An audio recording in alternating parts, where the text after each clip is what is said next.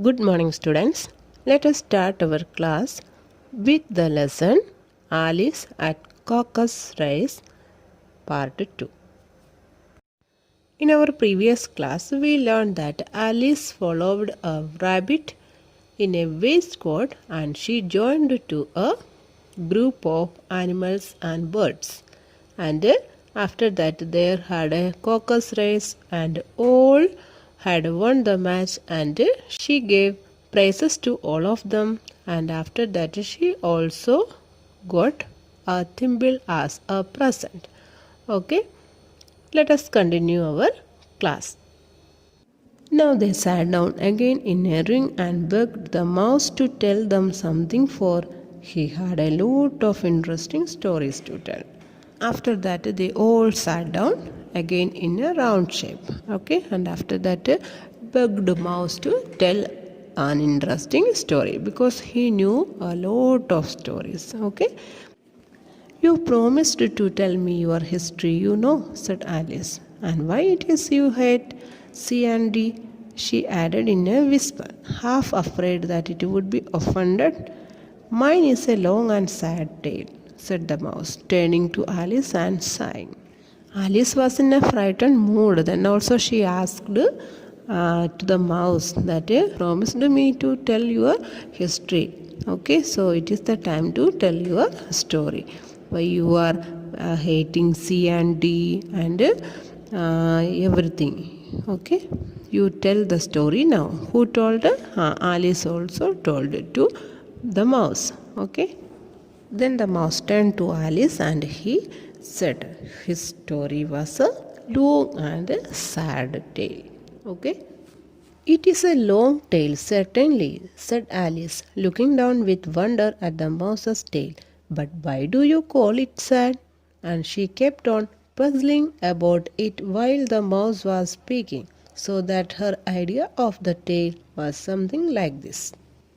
The mouse was saying about the tale, means T-A-L-E, means story. Okay, but Alice was thinking about its tail, T-A-I-L. This is tail. Okay, and so she was confused why the mouse was saying that it is long and sad. She was asking about its own tail, but he was actually saying about the story. She was confused, so she was asking about the tail of the mouse. Okay, but actually mouse was speaking about the story.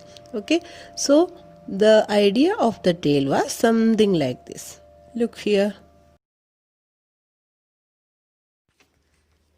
You are not attending, said the mouse to Alice severely. What are you thinking of? I beg your pardon, said Alice very humbly. You had got to the fifth line, I think. I had not, cried the mouse sharply. A note, said Alice, always ready to be useful. Oh, do let me help you undo it. The mouse started telling his story, but Alice was not looking at him. Okay, she was looking at the mouse tail. Okay, so the mouse said to Alice, you are not attending. Means here she was not attending him. She was not listening to the story. Okay, and again he asked, what are you thinking of? Who asked? The mouse asked. To whom? To Alice. Means here he was in an angry mood. She told him to tell the story, and when he started to tell the story, she was not listening. So he got angry and seriously he asked, what are you thinking of? Then Alice very humbly said sorry and asked his forgiveness. Then after that she told, oh, you had got to the fifth line, I think. She told, oh, I think that you are in the fifth line. Then he got angry and he told, I had not. Means she was not listening, so he stopped to tell the story.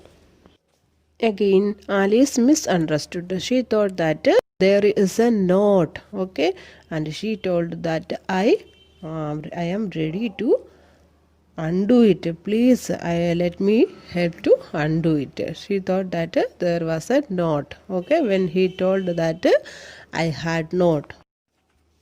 I shall do nothing of the sort, said the mouse, getting up and walking away. You insult me by talking such nonsense. I didn't mean it, pleaded poor Alice. But you are so easily offended, you know. The mouse only growled in reply. The mouse was in an angry mood and he told Alice insulted him by talking such nonsense. And after that he got up and walked away. Then Alice pleaded to the mouse. Pleaded means requested to the mouse. She not mean like this. And he was so easily offended. Offended means insulted, annoyed, disturbed, etc. Okay. And she told him not to go, continue your story. But the mouse did not say anything. He only growled in reply. Okay. Please come back and finish your story, Alice called after it, and the others all joined in chorus. Yes, please do. But the mouse only shook its head impatiently and walked a little quicker. Then, with Alice, all animals and birds started to call the mouse, and they also told him to come and continue our story. But the mouse was not ready to come and continue his story. Impatiently he walked a little quicker. Quicker means a little bit fast. He started to walk. What a pity it wouldn't stay, sighed the dodo as soon as it was quite out of sight, and an old crab took the opportunity of saying to her daughter, "Ah, my dear, let this be a lesson to you, never to lose your temper." Then what happened?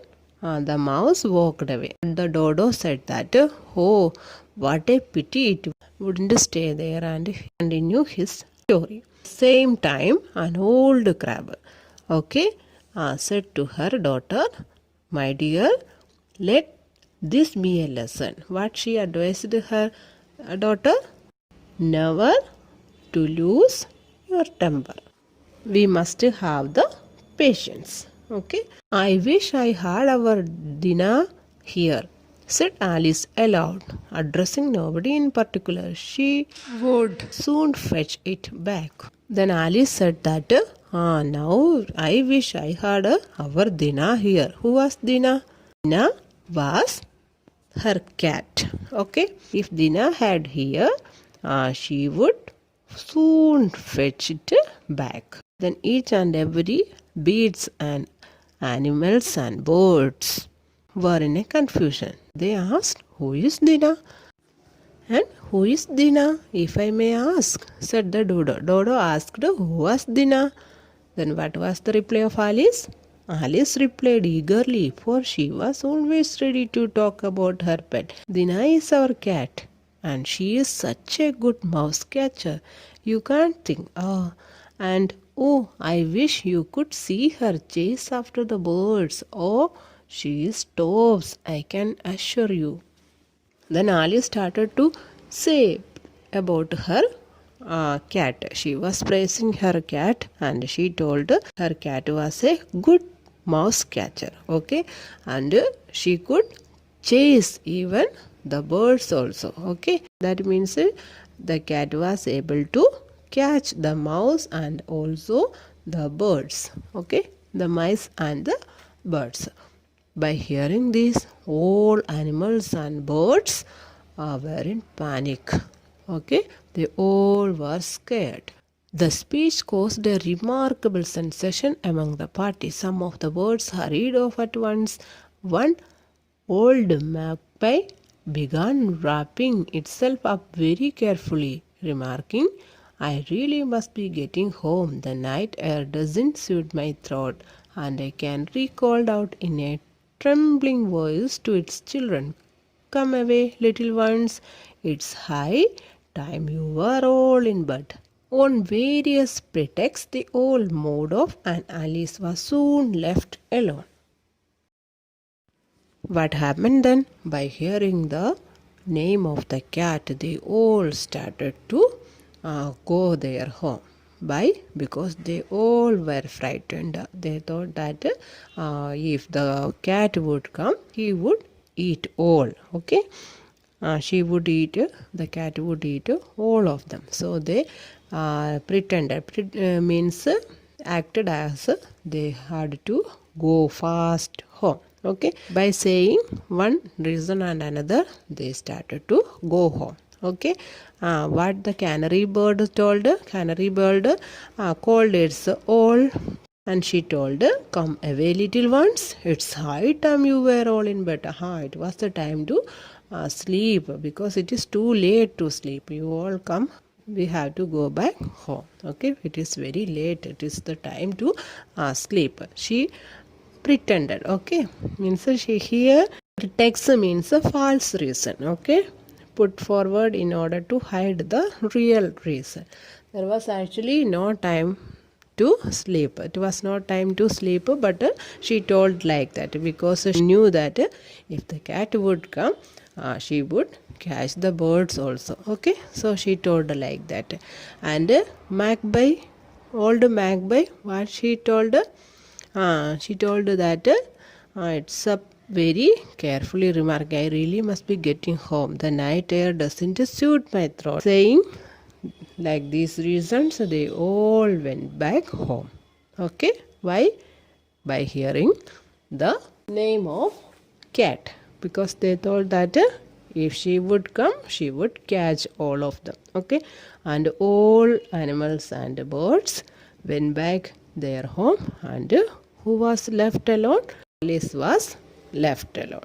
Okay, students, hope you all have understood this lesson well. Let us end this section here.